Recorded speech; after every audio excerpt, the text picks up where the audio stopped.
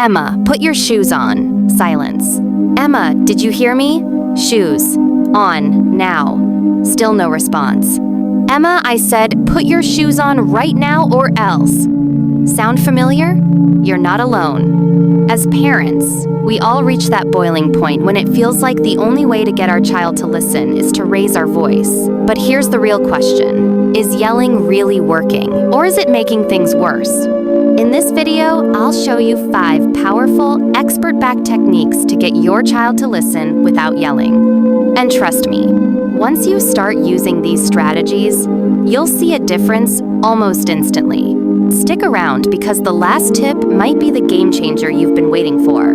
Before we jump into the solutions, let's first understand why kids don't listen. It's easy to assume they're just being difficult, but child psychology tells us otherwise.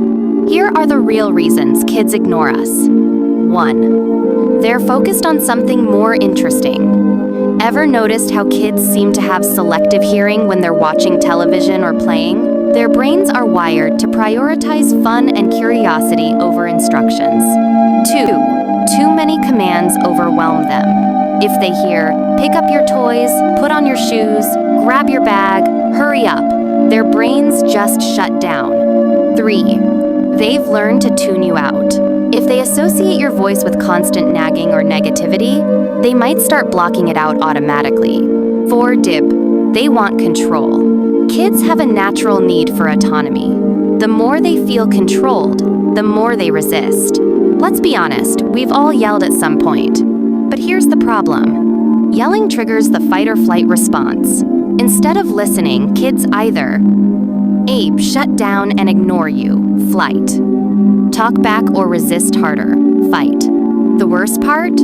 Over time, yelling damages your bond with your child. They stop seeing you as a safe guide and start seeing you as someone they need to defend themselves against. The good news? There's a better way. Strategy number 1. Get down to their level. Instead of shouting from across the room, walk over to your child, gently touch their shoulder, make eye contact, and say their name. This instantly increases their chances of actually hearing you. Strategy number 2. Use a calm, firm tone. Kids mirror our emotions. If you're tense and loud, they become tense and defensive. Instead, try speaking softly but firmly. You'll be surprised how well they respond. Strategy number 3. Make it fun. Instructions don't have to feel like commands. Turn them into a game.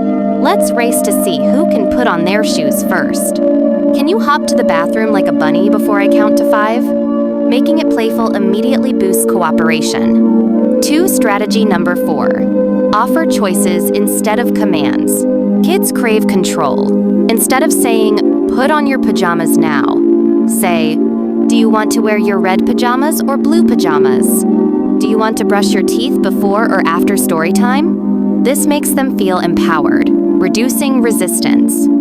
Strategy number 5. Use natural consequences instead of threats. Instead of yelling, let reality teach them. If you don't put away your toys, they might get lost or broken. If you don't wear your jacket, you'll feel cold outside.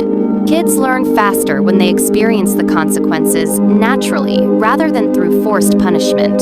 Parenting is tough, but yelling isn't the only option. When you use these strategies, not only will your child listen better, but your relationship with them will become stronger, healthier, and more connected.